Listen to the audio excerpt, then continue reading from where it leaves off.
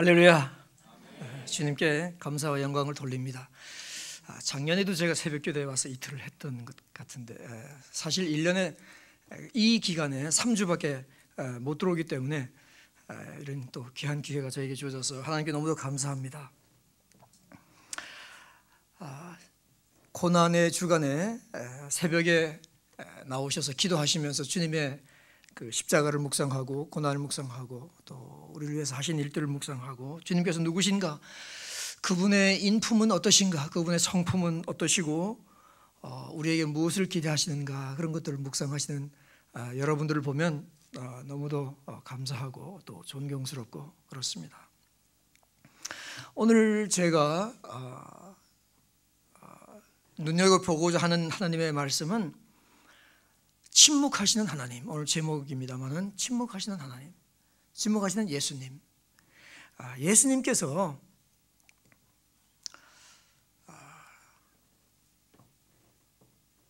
십자가를 앞두고 오늘은 목요일이지 않습니까? 그죠? 오늘 목요일에 있었던 일입니다.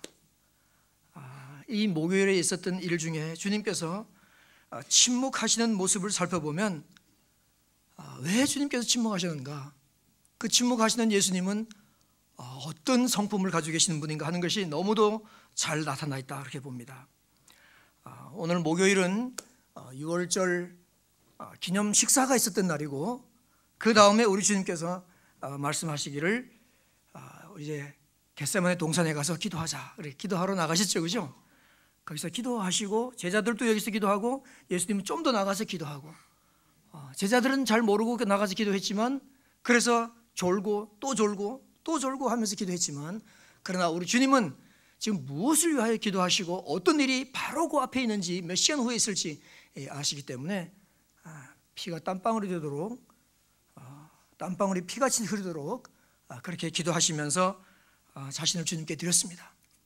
그때 주님께서 하신 가장 유명한 대목은 아버지 내 뜻대로 되지 말게 하시고 아버지의 뜻대로 되게 하여 주시옵소서. 왜냐하면 할 수만 있으면, 아버지여 하실 수만 있으면 이 잔을 내게서 옮기시옵소서. 여러분, 우리 주님께서 십자가에 당하신 고통은 주님께서도 견디기 어려운 건, 어려운 줄 아시는 그런 힘든 그런 고난이었고 고통이었습니다. 그래서 인간적으로 생각하면 주님도 우리의 몸을 입고 있는 인간이시기 때문에 하실 수만 있으면 이것을 나에게 옮겨달라고 했지만, 그러나 주님께서 마지막에 마음을 다잡으시고 그러나 내 뜻대로 되지 말고 하고 아버지의 뜻대로 되게 해달라고 우리 주님이 기도하셨습니다. 거기서 잡히셨죠? 잡혀주셨습니다. 왜냐하면 그 전에도 요한복음 예를 들어 7장 30절 같은 데 보면은 예수님을 잡으러 온갖 사람들이 다 왔지만, 여러 기회들이 있었지만, 그리고 예수님을 돌쳐 죽이려고 돌멩이를 잡은 사람들이 몇 번 있었지만, 그러나 그때마다 그때가 주님의 때가 아니고 주님께 잡혀주시 않으셨기 때문에 넘어갔었어요. 요번도 넘어갈 수 있어요. 그러나 이번에는 잡혀주신 것입니다. 그리고 거기 가서 이제 밤에, 목요일 밤에 철야하시면서 신문을 받으셨어요. 그리고 새벽에, 금요일 새벽에 빌라도에게 넘겨지고, 그 다음에는 금요일 거의 또 이제 헤롯한테 그 사이에 갔다 오고 다시 빌라도에게 와서 사형이 확정되고, 예수님께서 아침 9시에 십자가에 처형되시고 3시에 죽으시고 묻히시고 부활하신 이런 일들을 우리가 오늘 살펴보고자 합니다. 첫째, 우리 주님께서 침묵하신 것은 거짓 고소에 침묵하셨습니다. 사람들이 거짓으로 여러분을 죽음에 이르기까지 몰아붙이면 여러분 침묵할 수 있겠습니까? 그러나 우리 주님은 침묵하셨다. 오늘 본문 보면은 57절, 사람들이 이미 다 모여 있었습니다. 예수님을 이제 끌고 이렇게 왔더니 57절에 보면은 저들이 다 모여 있더라 그랬지 않습니까? 그죠? 다 모여 있었는데 왜 그런가 하면은 온 공회가, 즉 사내들인 공회가 예수님을 죽이려고 증인을 동원하여 지금 기다리고 있는 것이었습니다. 재판의 모양새가 어떤가 하면은 이미 결론을 내리고 재판에 들어간 것입니다. 예수를 죽이려고 26장 59절이나 또는 27장 1절에 보면은 예수를 죽이려고 이미 결론이 내렸었어요. 그런데 이 사람들은 절차를 거쳐가야 되기 때문에 지금 절차를 거쳐가고 있는 것입니다. 그러면서 이제 증인을 동원해가지고 뭘 하는가 하면은 고소하는 것이, 이 사람이 성전을 헐고 사흘 만에 다시 짓겠다고 얘기하는 것을 제가 눈으로 똑똑히 들었습니다 하고 달려드는 거예요. 그리고 또 서로 증인들이 얘기를 하는데 이 증언이 서로 일치하지 않더라고 본문이 우리에게 얘기하고 있습니다. 이쯤 가면 어떻게 해야 되는가 하면은 이 소위 끌려온 피고인이 한마디 해야 되는 거예요. 아니면 변호인이 한마디 해야 되는데 예수님은 변호인이 없습니다 지금. 그래서 예수님이 한마디 해야 되는데 아무 말도 안 하시고 가만히 계시는 거예요. 그러니까 재판정에 앉은 이 대제사장이 62절에 왜 아무 대답이 없느냐, 말씀 안 하시니까 왜 아무 대답이 없느냐. 그러나 63절을 보면 예수께서 그래도 잠잠하시거늘 말씀 안 하시는 거예요. 여러분 사도행전 7장을 보면 스데반이 변호하는 게 나오죠, 그죠? 예, 아주 긴 설교적 변호를 하는 것입니다. 우리 예수님도 얼마든지 그렇게 하실 수 있는 거예요. 그러나 예수님께서 이때 말씀 안 하셔요. 그리고는 이제 금요일 새벽에 빌라도에게 끌려가지 않습니까? 여러분 이렇게 새벽에 재판하는 법이 없습니다. 그러나 이거 다 안식일 전에 끝내야 되는 타임테이블 계획들이 다 있기 때문에 이렇게 밀어붙인 거예요. 그래서 유대 종교자들이 빌라도 앞에 가서 예수님을 고소하는 것입니다. 사실 성전이라든지 뭐 율법이라든지 이런 것을 어긴 데 대한 것은 빌라도 앞에 갈 필요가 없어요. 이거 유대 종교적인 것이고 이것으로도 이미 다 처형하려면 할 수 있는 것이에요. 그런데 이제 빌라도에 데려가서 누가복음의 말씀을 볼 것 같으면은 이제 예수님을 고소합니다. 빌라도 앞에 예수님이 뭔 죄를 잘못했는가를 고소하는 거예요. 첫 번째 뭐란가 하면은 이 사람이 백성들을 미혹했습니다. 두 번째는 가이사에게 세금 바치는 것을 금했습니다. 재밌죠? 세 번째는 뭔가 하면 자칭 왕이라고 했습니다. 이렇게 얘기하는 거예요. 아니 이건 지금 자기들이 사내들인에서 취조할 때 하나도 얘기 안 했던 거예요. 빌라도가 누구예요? 로마 총독이지 않습니까? 거기 가서는 정치적인 것으로 하는 거예요. 특별히 맨 마지막 거 가이사 왕이 있는데 이 사람이 자기가 다시 이 사람이 왕이라고 그러니까 이거 지금 무슨 죄로 고발하는가 하면 내란 선동죄로 또는 내란 반역죄로 하는 것입니다. 정치적인 목적으로 지금 예수님을 고발하는 것입니다. 그런데도 예수님은 계속해서 침묵하시다고 얘기하고 있습니다. 보다 못한 빌라도가 변호하라고 독촉을 합니다. 마태복음 27장 13절에 보면은 빌라도가 이렇게 예수님께 얘기했죠. 저희가 너를 쳐서 얼마나 많은 것으로 증거하는지 고소하는지 듣지 못하느냐? 왜 이렇게 가만히 있느냐? 그 소리예요. 빌라도 볼 때에도 지금까지 수많은 사람들을 재판해 봤는데 이런 케이스는 처음 보는 거예요. 뭐 전부 다 그냥 그게 아닙니다. 뭐 또 그냥 막 있는 힘을 다해가지고 억울하다, 잘못됐다, 그런 적이 없다, 뭐 그렇게 얘기하는데, 뭐 그래도 그랬다고 얘기하는데, 안 그랬다고 얘기하는데, 여기 온 이분은 아무 말을 안 하는 거예요. 근데 이 예수님이 한 말씀 하셔야 되는 거예요. 왜 한 말씀 해야 되는가 하면 로마 법정은, 그리고 유대 법정도 마찬가지인데, 특별히 로마 법정은 피고에게 반드시 3번의 변명의 기회를 주도록 되어 있어요. 거기서 우리 요새 뭐가 나와요? 1심 재판이 나오고 항고심이 나오고 상고심이 나오는 겁니다.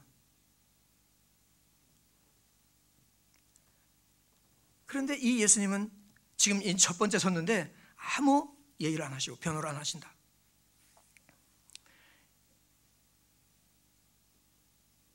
그러니까 빌라도가 이제 말하기를 무슨 악한 말을 했느냐. 청중들 보고 오히려 묻는 거예요. 이 사람이 무슨 악한 일을 했느냐. 그러게 우리가 정중히 무조건 무슨 악한 일을 했는가는 얘기하지 않고 또 결론을 얘기하는 거예요. 그때 뭐라 그래요? 십자가에 못 박으셔서 십자가에 못 박으라는 거예요. 여러분, 십자가에 못 박는 거는 그냥 뭐 조금 해가지고 박는 게 아니에요. 내일 아침 말씀드리겠습니다는 십자가 옆에 달리던 이 강도라고 그러는데, 강도 이거 누구 핸드백 훔친 사람이 아니에요.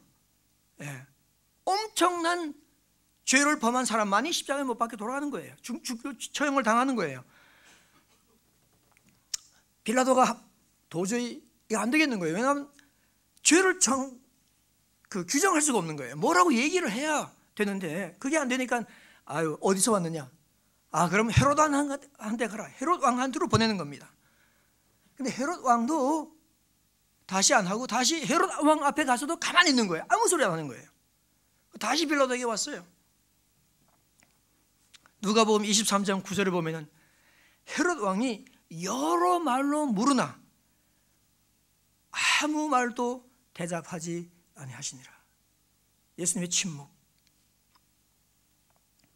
진실과 다른 고소 제목, 시기와 질투로 조작된 죄목을 굳이 진실 여부를 가리면서 변호할 필요를 못 느끼셨을 것입니다. 자, 첫 번째 우리 주님께서 침묵하신 것은 뭐라고요? 거짓 고소에 대한 침묵입니다. 두 번째는 뭔가 하면은 혹독한 육체적 가해에도 불구하고 주님은 침묵하셨던 것입니다. 마가복음 14장 64절에 보면은 그에게 침을 뱉으며 얼굴을 가리우고 주먹으로 예수님을 쳤다고 얘기하고 있습니다. 그러나 주님은 가만히 계셨어요. 뭐 이렇게 맞거나 왜 이래 하거나 아무 말씀 안 하시고 계속해서 당하기만 했는데, 이 친 사람들이 누군가 하면 하속들, 하인들이 예수님을 그렇게 친 거예요. 손바닥으로 얼굴과 머리를 쳤다고 했어요. 이거 딱 지금까지 툭툭 치면서 지금. 여러분, 이게 지금 뭘 의미해요? 누가 와서 여러분의 지금 머리를 툭툭 치면서, 한번 때리려면 제대로 때리든지 툭툭 치면서 하면은 이게 무슨 모욕이에요, 그죠? 제일 심한 모욕인 것입니다. 그것도 백성들 중에서 가장 밑에 있는 하인들이 와서 예수님을 머리를 툭툭 치면서, 이 머리는 원래 건드는 게 아니지 않습니까?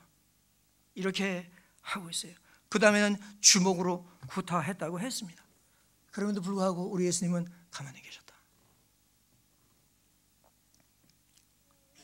세 번째 침묵하신 것은 뭔가 하면은 인격적인 모독에도 불구하고 침묵하셨다. 물론 육체적인 것은 이제 내일 더 보겠습니다만은 채찍으로, 육체적인, 정말로 채찍으로 그런 육체적인 가해를 했었죠. 그럼에도 불구하고 주님은 참으셨다. 가시관을 씌웠다. 그럼에도 불구하고 참으셨다. 첫 번째 희롱을 했어요. 인격적인 모독에는 네 부류의 사람들이 등장하는데, 첫 번째는 헤롯 왕이에요. 헤롯 왕이 성경은 뭐라고 얘기하는가 하면은 그를 희롱하고 예수를 업신여겼다고 얘기했습니다. 이스라엘 나라가 얼마나 작은 나라예요. 그런데 헤롯 왕은 지금 어떤 면에서 작은 분봉 왕이에요. 그런데도 그가 지금 이 앞에 있는 분이 누군지를 알지 못하고 만왕의 왕이시오. 만왕의 왕이시오. 온 우주 만물을 만드신 분인데,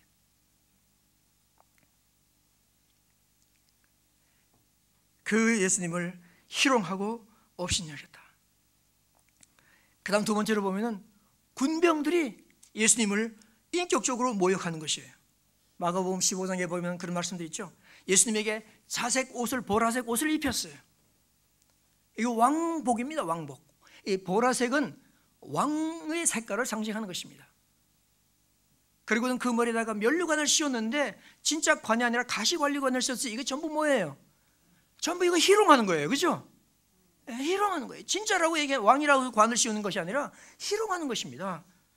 그리고는 그 앞에 조롱을 합니다. 다 이렇게 해가지고 머리를 무릎을 꿇고 왕이시여 평안하십시오. 그런가 하면은 또 갈대로 머리를 치는 거예요. 정말 아까도 말씀드렸지만 손으로 치면 또 그렇다고 해요. 그러나 갈대로 치고 깃털로 치는 건 뭐예요? 이게 정말로 희롱 중에서 최고의 희롱이에요. 거기다가 침을 뱉었다고 그러지 않습니까? 거기다가 꿇어 앉아가지고 또 절을 하면서 조롱을 합니다. 그리고 희롱을 다 한 후에는 그를 끌고 밖으로 나갔다. 얼마나 함부로 예수님을 거칠게 다루었는지, 얼마나 인격적인 살인을 했는지 여러분이 다 아실 것입니다. 이럴 때에도 우리 예수님은 한마디도 안 하셨다는 것이죠.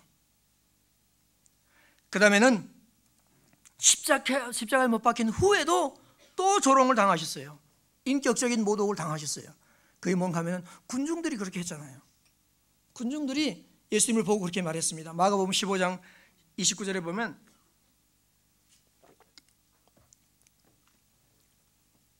이제 예수님이 십자가에 못 박히셨으니까 머리를 칠 수는 없고, 오히려 지나가던 사람들이 머리를 흔들며, 자기 머리를 흔들며 예수를 모욕하여 가로되, 아, 성전을 헐고 사흘 만에 다시 짓겠다고 한 자여, 네가 네를 한번 구원해봐라. 그렇게 군중들이 십자가에 달린 예수님을 향하여 조롱을 하는 것입니다.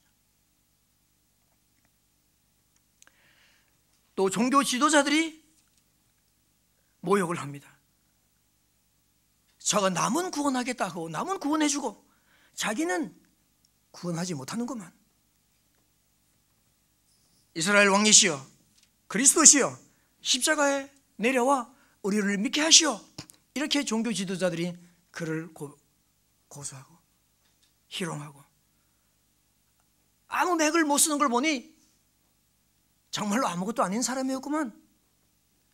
나무에 달린 자마다 저주를 받은 자라고 했는데 나무에 달려서도 아무것도 못하고 결국 나무에 매달리는 걸 보니 하나님의 저주를 받은 것이 분명하고, 따라서 우리의 재판과 우리가 이번 이 일을 위해서, 하나님의 영광을 위해서 이 일을 한 것이 맞구만 하면서 예수님 앞에 조롱을 하는데, 그때도 우리 주님은 한마디도 안 하신다는 것이 중요한 것입니다.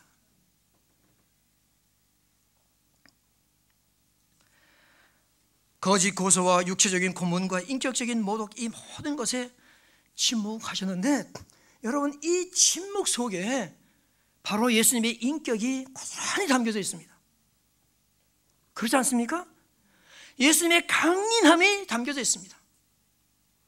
예수님의 권위와 엄청난 위엄이 그 속에 있습니다. 예수님의 사람됨 인품이 가득 그 안에 잠겨져 있습니다. 그래서 처음부터, 체포에서부터 예수님 돌아가실 때까지 그것을 쭉 보아온 로마 백부장이 뭐라고 고백했어요? 과연 이 사람은 하나님의 아들이로다. 그렇게 고백을 했습니다. 왜? 이런 침묵을 지켜보았기 때문인 것입니다. 여러분, 우리 말에 침묵은 금이다, 그런 말이 있죠, 그죠? 잠언 17장 28절에 보아도 미련한 자라도 잠잠하면 지혜로운 자로 여겨지고 그 입술을 닫으면 슬기로운 자로 여겨진다, 그런 말씀이 있습니다. 잠언 21장 23절에 보면은 입과 혀를 지키는 자는 그 영혼을 환난에서 보존한다, 그런 말이 있습니다. 그런데도, 그런 말씀을 듣고도 우리는 잘 참지 못하잖아요, 그죠? 제가 시간이 없어서 말씀을 못 드리지만 어제도요, 우리 집사람에게 앉아 있는데 어제도 제가 두 번 제가 마땅히 할 말이라서 했는데, 저녁에 잘 때 집사람이 저보고, 여보, 그 두 말은 안 했으면 좋았을 텐데 내가 대번에 얘기했어요. 여보, 내가 잘못했다. 그게 우리지 않습니까, 그죠? 저의 연약함을 보는 것입니다. 우리는 특별한 억울한 고소를 당할 때, 또 내가 마땅히 맞는데 저 사람이 뭐라고 빡빡 이렇게 말씀드려 좀 죄송합니다, 우길 때, 그죠? 그러면 우리는 그냥 한마디 하죠. 그리고 내가 얼마나 많이 참았는가를 얘기하는 겁니다. 그런데 우리 예수님은 그런 모든 것들을 지나면서 참았다는 것이죠. 참았다. 그러면서 우리 주님은 우리 보고도 참으라고 얘기하시는 거예요. 그렇죠? 고린도전서 2장 18절에서 21절에 보면은 아름다운 일이 있다. 성도들에게 아름다운 일이 있다는 거예요. 두 가지가 있다. 첫째는 애매히 고난을 받아도 하나님을 생각함으로 슬픔을 참으면 이는 아름다우니라. 여러분 그런 적이 있어요? 두 번째는 뭔가 하면은 선을 행함으로 고난을 받을 때에 이를 참으면 이는 하나님 앞에서 아름다우니라. 그렇게 두 가지를 이야기하고 있습니다. 그런데 우리 주님께서 우리를 위하여 참으신 것을 뭐라고 얘기하는가 하면은 그리스도도 너희를 위하여 고난을 참으사 너에게 본을 끼쳐 그 자취를 따라오게 하셨느니라. 그렇게 우리도 고난을 받고 또 침묵하도록 부름을 받았다는 것입니다. 여러분 혹시나 억울한 일이나 또 견디기 힘든 일을 혹시 당하고 계십니까? 오늘 아침에도 마음의 고생과 육신의 고생을 겪고 계십니까? 우리는 참아야 한다고 얘기하고 있습니다. 어떤 때는 사람들 앞에도 참지 못하지만 하나님 앞에도 참지 못하고 왜 저한테 이런 일이 생기고 왜 이렇게 오래 갑니까? 하고 할 때가 있습니다. 그러나 우리 주님은 우리에게 주님을 생각하고 우리도 참으라 그렇게 얘기하고 있습니다. 히브리서 12장 2절의 말씀을 보면 그렇죠. 믿음의 주요 또 온전케 하시는 이인 예수 그리스도를 바라보자. 저는 그 앞에 있는 즐거움을 위하여 십자가를 참으사 부끄러운 일을 개의치 아니하셨다. 진실은 밝혀지기 마련이니까 또 위대하고 공평한 재판장이신 하나님께서 지금 우리를 지켜보고 계시니까 우리는 입을 다물 수 있다. 참을 수 있다. 그런 모습을 우리 예수님께서 우리에게 보여주신 것입니다. 그러나 고난주간에 예수님께서 침묵하신 것은 우리에게 모델과 모본이 되기시기 위한 것보다 더 큰 의미가 그 속에 있습니다. 훨씬 더 중요한 것이죠. 즉 말하자면 예수님의 침묵에는 목적이 있다는 것입니다. 예수님은 하나님의 뜻과 목적을 이루시기 위하여 고통받기로 결심하시고 또 붙잡혀 주시고 그리고 온갖 고통들, 즉 거짓 고소와 육체적인 고통과 그 다음에 인격적인 모욕을 다 참으셨던 것입니다. 우리가 잘 아는 특별히 고난주간에 많이 읽는 이사야서 53장을 볼 것 같으면 거기에 7절 8절에 그렇게 말씀하고 있지 않습니까? 그가 곤욕을 당하여 괴로울 때에도 그 입을 열지 아니하였으며 마치 조수장으로 끌려가는 어린 양과 털 깎는 자 앞에서 잠잠한 양같이 그의 입을 열지 아니하였도다. 그는 곤욕과 신문을 당하고 끌려갔으나 그 세대 중에 누가 생각하기를 그가 살아있는 자들의 땅에서 끊어짐은 마땅히 형벌받을 내 백성의 허물 때문이라 생각하였으리요. 당신의 허물 때문이 아니라 마땅히 형벌받을 내 백성 여러분과 저와 당시의 이스라엘 백성들의 허물 때문이라고 그 누가 생각하였으리요. 그래서 이사야서 53장에 보면은 예수님께서는 실로 우리의 질고를 지고 우리의 슬픔을 당하였을 거나 우리는 생각하기를 그는 하나님께 매를 맞으며 고난을 당한다 하였노라. 예수님께서 찔리심은 우리의 허물을 인하며 그가 상함은 우리의 죄악 때문이라. 그가 징계를 받음으로 우리가 평화를 누리고 그가 채찍에 맞음으로 우리가 나음을 입어도다. 주님은 우리 때문에 바로 저와 여러분의 죄 때문에 참으신 것입니다. 왜냐하면 참아야 되기 때문에 그렇습니다. 왜냐하면 피 흘림이 없으면 뭐가 없다고 그랬어요? 죄 사함이 없기 때문에 예수님께서 피를 흘리셔야 되는 것입니다. 구약은 모두 다 양의 피, 소의 피, 하여튼 짐승의 피를 가지고 죄를 사하는 의식들을 행했고 특별히 1년에 한 차례씩 대제사장이 어린 양을 잡아서 그 피를 가지고 지성소에 들어가서 뿌림으로 대속죄일에 이스라엘 백성들이 죄를 없애야 했다고 회의하고 있습니다. 그러나 그것은 1년밖에 못 갔기 때문에 이제는 우리 예수님께서 친히 자기 몸으로 한 영원한 제사를 단번에 들으셨다는 것이죠. 그 일을 위해서 예수님께서는 그 일을 해나가야 되기 때문에 우리 주님은 침묵하신 것입니다. 거기서 변호해가지고 자기가 벗어나면 재판장이 빌라도는 아무리 봐도 죄가 없다고 생각한 거예요. 그러니까 벗어나게 되면 그러면 그 일이 이루어지지 않기 때문에 그 일을 이루기 위하여 우리 주님은 침묵을 하셨던 것입니다. 사랑 때문에 참으신 것이에요. 예수님만 침묵하신 줄 아세요? 하나님도 침묵하셨어요. 저는 예수님께서 십자가에 달리신 모습을 생각하면 늘 그 생각이 납니다. 아브라함이 이삭을 바쳤잖아요. 예? 칼을 들고 딱 하는 순간에 하나님께서 아브라함아 그러지 마라. 왜 그랬을까요? 물론 아브라함이 큰 믿음으로 순종하여 이렇게 하나님 하라는 대로 했지만, 그러나 하나님은 아비의 심정을 아는 것입니다. 아비의 심정을 아는 것입니다. 그렇죠? 네. 그러니까 그 아들을 돌려줘요. 모세의 엄마가 모세를 바구니에 담아가지고 강에 뛰어내려 보냈을 때에 모세의 어머니의 마음이 어떻겠어요? 어머니들 다 아실 거예요. 그 어머니의 마음을 아시니까 우리 주님께서, 하나님께서 공주가 그 바구니를 갖다가 모세의 엄마가 공주의 고맙다는 말 듣고 돈 받아가면서 자기 아들한테 모유를 먹이지 않았습니까? 그렇죠? 하나님께서 왜 그렇게 해주셨을까요? 아이를 버리는 어머니의 마음이 어떤지를 아시기 때문에 그렇습니다. 그러나 하나님께서 당신의 아들 예수 그리스도가 십자가에 못 박힐 때는 하나님 끝까지 침묵하셨어요. 아버지여 아버지여 왜 나를 버리시나이까 하고 십자가에서 부르짖어도 우리 주님 하나님은 침묵하셨어요.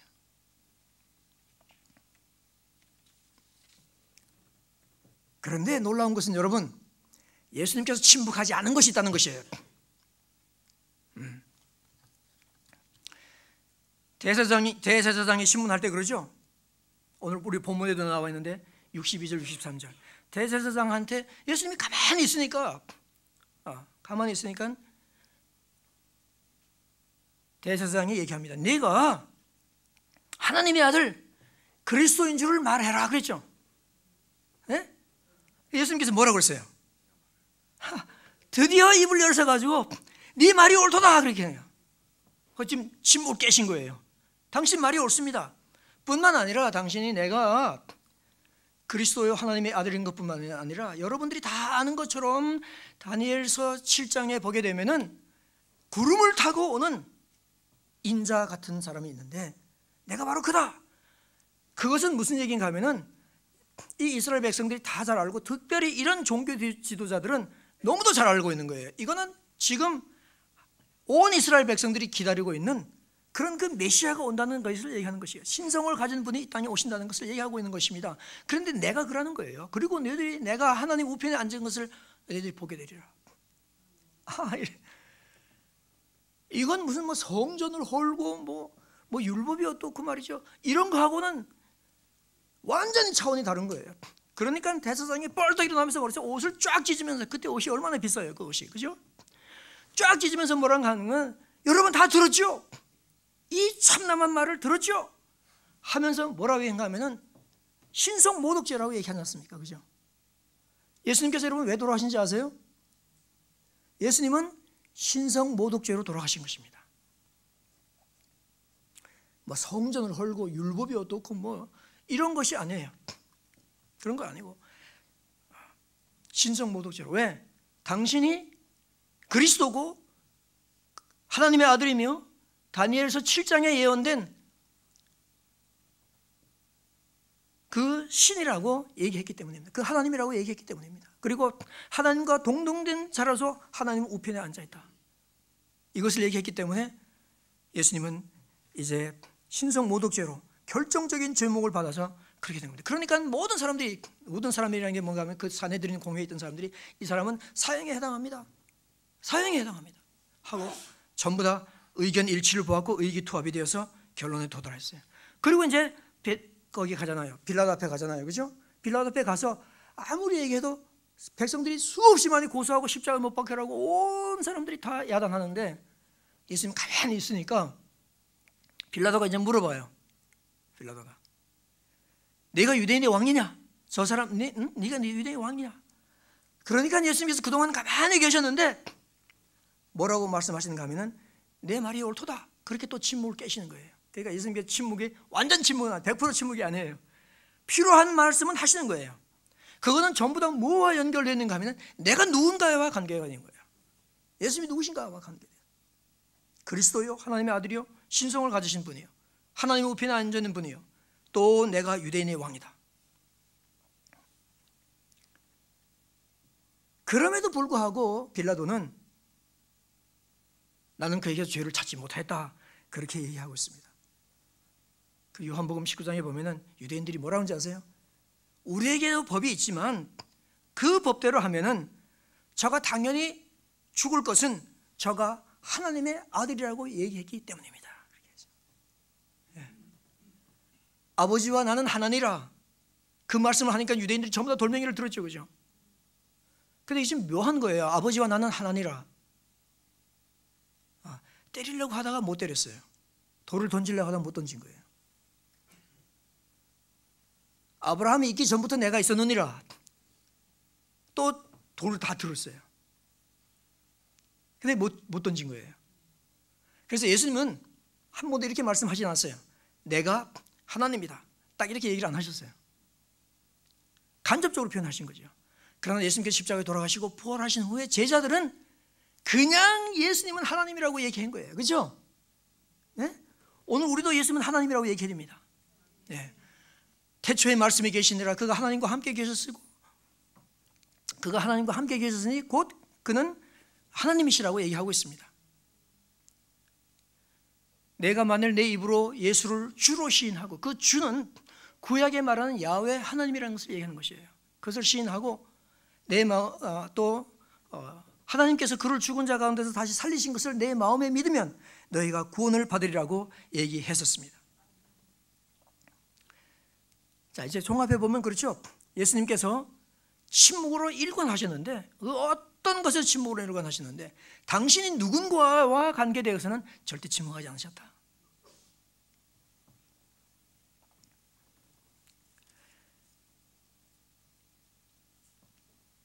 왜냐하면 우리 예수님께서는 당신이 누구신가 하는 것은 생명보다 귀한 것이기 때문에 그렇습니다. 그런데 문제는 뭔가 하면 그때 그것을 알아주는 사람들이 하나도 없었다는 것이죠. 하나님의 아들이라고 했더니 처형을 해버린 겁니다. 신성 모독죄로 걸어서 처형을 했습니다.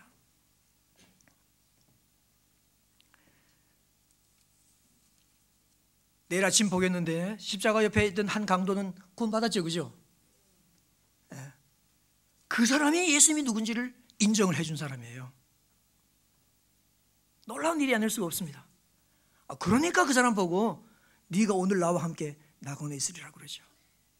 그래서 내일 아침에 말씀드리고요, 정말 예수님은 정말 왕이시고 그리스도시고 하나님의 본체신데 아무도 알아주는 사람이 없었어요. 여러분, 우리는 얼마나 예수님을 알아두고 있습니까? 우리는 예수님을 얼마나 알아주고 있는가? 그것이 문제예요. 제가 참 예수님을 너무도 예수님의 그 합당한 예우를 못 해드린다 하는 것을 경험한 적이 있습니다. 2005년 3월 11일 제가 여기 보면 제가 둘로스 단장을 했다고 이제 돼 있는데, 둘로스는 세계 50개국에서 모인 350명 선교사들이 타고 다니는 것입니다. 그 배는 타이타닉보다 2년 후에 지어져 가지고요, 100살 가까이 96세까지 배가 운행을 하다가 제가 내린 후에 2개월 후에 배가 매년 하는 정기 검사에 통과를 못 해가지고 지금 폐선이 됐습니다. 그 배는 완전히 부서져 없어버리지는 않고요. 왜냐하면 이게 너무도 귀한 골동품이기 때문에, 해양 역사에 대한 것이기 때문에 지금 그대로 인도네시아 한 섬에 지금 있습니다. 그 배가 요르단에 들어갔습니다.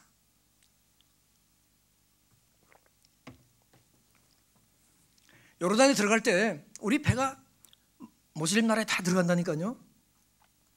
레바논, 이집트, 요르단, 수단, 오만, 아랍에미레이트, 또 카타르 그런 데를 다 갔었어요. 바레인.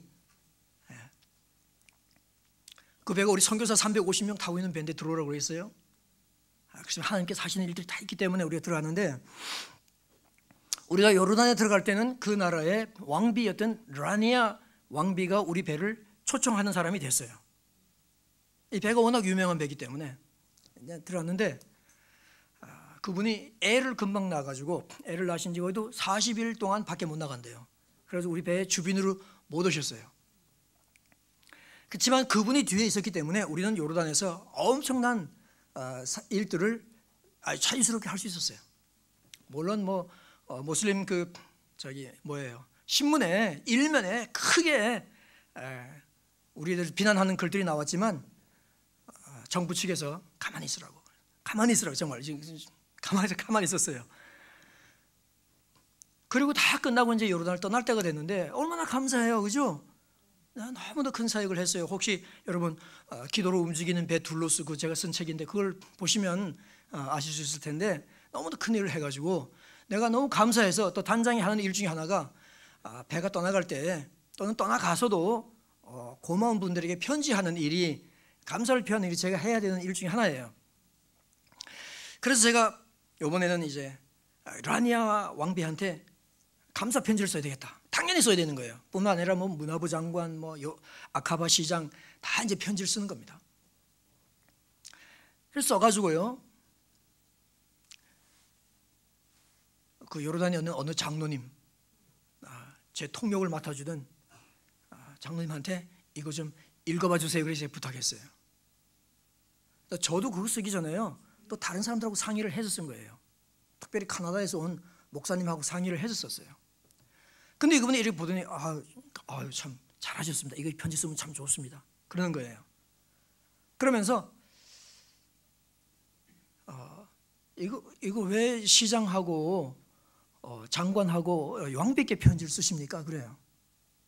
이분들이 얼마나 저를 도와줬으니까 제가 그렇게 쓰죠. 그랬더니 그분의 말씀이, 우리 요르단은 그렇지 않습니다. 왕한테 편지를 써야 됩니다.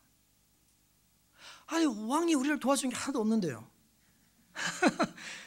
왕비한테 혹시 얘기를 들으셨는지 모르지만 왕께서 우리를 위해서 해주는 것이 없습니다. 사실상은 아시다시피. 그랬더니 그분이 뭐라 하면, 해준 것이 있든지 없든지 왕한테 편지를 써야 된다는 거예요. 기가 막힌 문화적인 기가 막힌 사실 아니겠어요? 그러면서 시장이나 또 장관이나 이런 심지어 왕비까지도 절대로 감사 편지 받을 걸 기대를 하고 있지 않을 겁니다. 감사 편지를 받으면 좀 당황할 겁니다. 이게 무슨 말씀입니까? 왕한테 편지를 쓰시고요, 그 다음에 사본으로 다른 분들 이름을 집어넣으면 그러면 됩니다. 그러면 그분들이 우리가 왕한테 감사를 했다 하는 걸 알고 보면 우리가 감사 편지 한 줄 알게 되고 자기들도 기분이 좋을 거라고 그래요. 알겠습니다. 그러면 그래서 이제 편지를 또 썼어요. 또 바꿔가지고 새로 썼어요. 장로님도 다시 갖다 보여드렸죠. 이거 이렇게 해서 하면 되겠습니까? 보더니 제가 좀 고쳐도 되겠습니까? 그래. 고치세요. 얼마든지 고치시라고. 그래서 보여드리는 겁니다.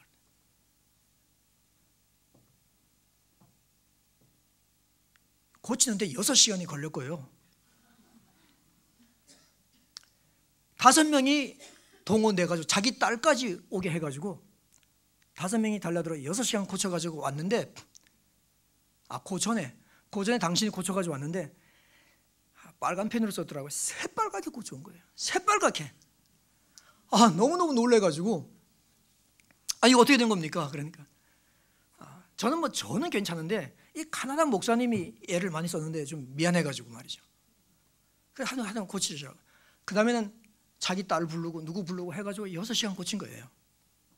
그래서 딱 한 페이지 편지로 해가지고 써서 그 다음에는 연락했어요. 우리 왕궁에다가 이렇게 해서 감사 편지를 드리려고 합니다. 그러니까 그분이 우리가 사람을 보낼 테니까 그 사람에게 줘라 그랬어요. 그래서 사람에게 주고 배는 떠났고, 제가 카피를 하나 해가지고 그 사본이 제 책상 위에 딱 놓여 있었어요. 요르단 사역이 잘 끝났습니다. 너무도 감사하게 잘 끝나고 앉아가지고 이제 했는데, 제가 앞에 있는 편지를 한번 딱 이제 쭉 읽어보고 제가 어떤 제 자신을 발견하게 됐는가 하면 단장실 바닥에 무릎을 꿇고 두 손을 들고 회개하는 저를 발견하게 됐어요. 하나님, 제가 너무너무 잘못했습니다. 너무너무 잘못했습니다. 아무 일도 해준 것이 없는 이 요르단 왕한테 편지 쓰느라고 7, 8시간을 대여섬이 달려들어가지고 이 감사 편지 한 페이지 쓰는데 이렇게 시간을 많이 보내고 투자를 했는데 그분의 한해 가장 좋은 심기를 가장 기쁘게 하고 가장 감사를 표하고 뭘 하기 위해서 이렇게 노력을 거듭하여 이 편지를 썼는데 이거 진짜로 도와주신 우리 주님한테는 제가 5분도 제대로 감사 기도를 드리지 못하고 감사 기도 했지만 어떻게 거기에 비하면 설렁설렁 넘어간 것밖에 되지 않으니 주님 저를 용서해 주세요. 저를 용서해 주세요.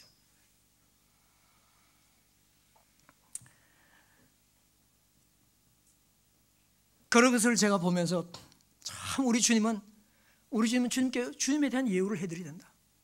이분이 아무 말씀 안 하셨고 계속 침묵으로 일관하셨지만 그러나 우리 주님은 당신이 누구신가?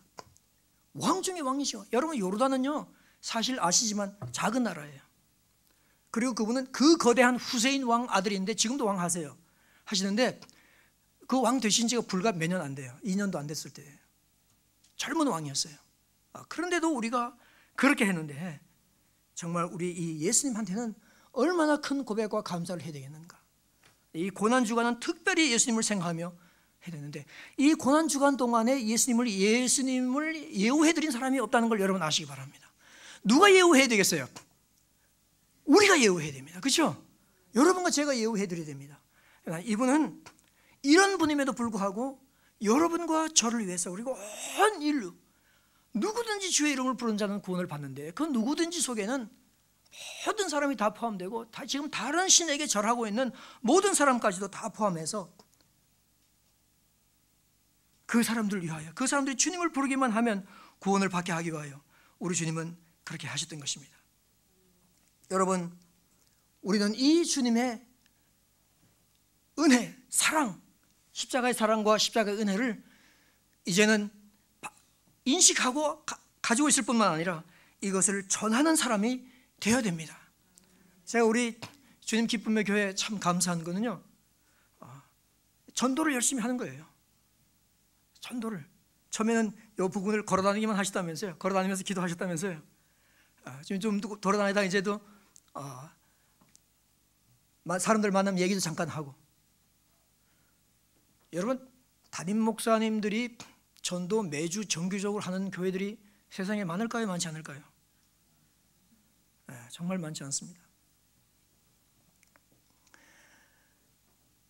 왜냐하면 우리는 주님께서 우리에게 말씀하시기를 우리를 예수 그리스도의 아름다운 덕을 선전하게 하기 위하여 우리를 부르셨다고 얘기하고 있기 때문에 그렇습니다. 그래서 이 고난의 주간에 침묵하신 주님 왜 침묵하셨을까? 그리고 예수님께서 침묵하지 않으신 것은 무엇인가?